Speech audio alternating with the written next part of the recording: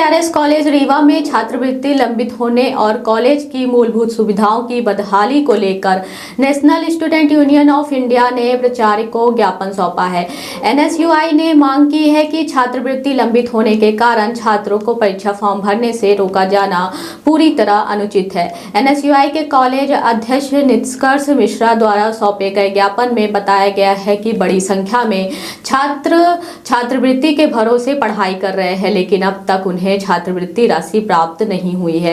ऐसे में कॉलेज प्रबंधन द्वारा छात्रों को परीक्षा फॉर्म भरने से रोका जाना शिक्षा के अधिकार का उल्लंघन है। ज्ञापन में कॉलेज परिसर की बदहाल व्यवस्थाओं की ओर भी ध्यान दिलाया गया है। कॉलेज में वाटर प्लांट पड़ा है, वाटर कूलर खराब है और छात्रों को पीने के पानी की भारी समस्या का सामना करना पड़ रहा है। इसके साथ ही कक्षाओं में पंखों की खराब स्थिति और बैठने की उचित व्यवस्था न होने से भी छात्रों को परेशानी हो रही है। खासकर गर्मी के मौसम में हालात और भी गंभीर हो जाते हैं। छात्र नेता का कहना है कि छात्रों की छात्रवृत्ति लंबित है, फिर भी उन्हें परीक्षा फॉर्म भरने से रोका जा रहा है। यह छात्रों के भविष्य के साथ अन्याय है। अगर जल्द समाधान नहीं हुआ तो आंदोलन किया जाएगा। एनएसयूआई ने प्रशासन से मांग की है कि छात्रवृत्ति लंबित होने की स्थिति में भी छात्रों को बिना किसी आर्थिक बाधा के परीक्षा फॉर्म भरने की अनुमति दी जाए और कॉलेज की सभी मूलभूत सुविधाओं को तत्काल दुरुस्त किया जाए।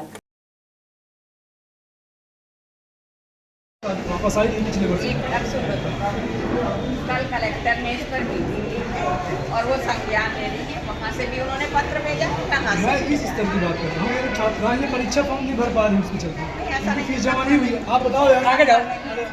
इन लोगों के लिए स्पेशल वहाँ पर बोल के रखा गया है। ये सारी छात्राएं वो करते क्यों नहीं? समस्या ये है। तो तुम लोग आके हमको बताओगे तब तुम लोग ने आके बताया कभी हमें?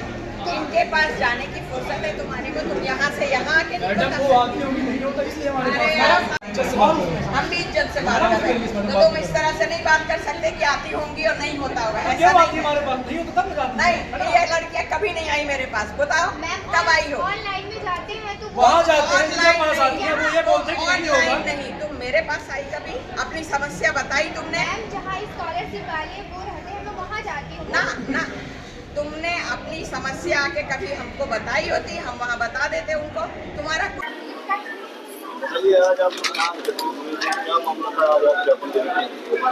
जी, मामला ये है, टीआरएस महाविद्यालय की कुछ छात्राएं हैं जो इस वर्ष द्वितीय वर्ष की परीक्षा में बैठना चाहती हैं, लेकिन पिछले वर्ष की इनकी छात्रवृत्ति की फीस लंबित है। इस वर्ष प्राचार्य द्वारा व टीआरएस महाविद्यालय के प्रशासन द्वारा जबरन इनके ऊपर यह आरोप लगाया जाता है कि आपने फीस नहीं जमा किया तो आपको परीक्षा में हम नहीं बैठने देंगे। यह कहाँ का नियम कहते हैं कि अगर आप पिछले वर्ष की छात्रवृत्ति के शुल्क आप वापस नहीं करोगे तो एक गरीब घर की बेटी, किसान घर की बेटी कहाँ से 24,000 23,000 रुपये फीस जमा करेंगी लाकर यहाँ। हमारा पहला मुद्दा यह था कि जिन छात्राओं ने अभी परीक्षा फीस नहीं जमा की है और अपना सालाना फीस नहीं जमा किया, उन्हें भी परीक्षा में बैठने का अवसर दिया जाए। जब तक उनकी छात्रवृत्ति लंबित छात्रवृत्ति उनको नहीं मिलती है तब तक उनको बैठने का अवसर दिया जाए परीक्षा में।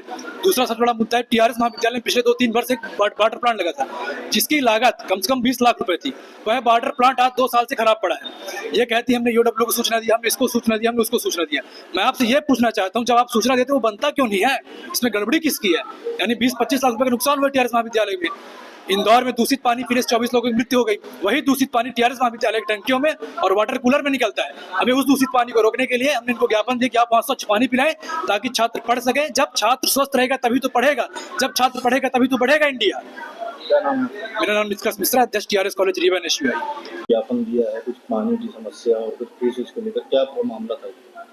ये जो अभी छात्र आए थे, ये हमारे यहाँ पर SC ST OBC का जो पोस्ट मैट्रिक छात्रवृत्ति का मामला है और इसमें जो छात्राओं की फीस है वो 5,000 शो हो रही है, जबकि उनकी एक्चुअल फीस 12,000 के आसपास आती है। यदि ये लॉक कर देंगी इस साल तो हर साल उनको केवल 5,000 रुपये ही मिलेंगे, 12,000 नहीं मिलेंगे। उतना फिर उनको लड़कियों के ऊपर भार आएगा। इसको सुधरवाने के लिए कई बार पत्राचार किया जा चुका है और आज तक वो सुधरा नहीं है। ये शासन स्तर से सुधरना है, ये महाविद्यालयीन स्तर से नहीं सुधरना। कल जो हमारे यहाँ की कलेक्टर महोदया हैं उन्होंने भी इस संदर्भ में मीटिंग ली थी और मीटिंग में उन्होंने ये आश्वासन दिया है कि 5-7 दिन में ये पूरा प्रकरण सुलझ जाएगा।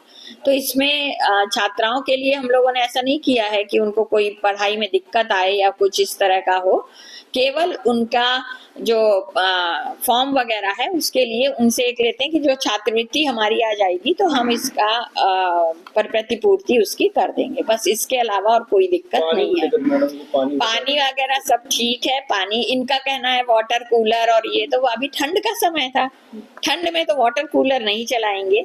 और जहां तक अभी गर्मी आने का सवाल है, जैसे ही गर्मी शुरू होती है उसके पहले ही सारी व्यवस्थाएं ठीक कर ले दिया जाती है। आरओ सुधरवाने का मतलब सर्विसिंग कराने का, सुधारना क्या है, सब सही है, परंतु उनका सर्विसिंग और वाटर कूलर की सर्विसिंग इसके लिए हम लोगों ने पहले ही लिख के दे दिया है।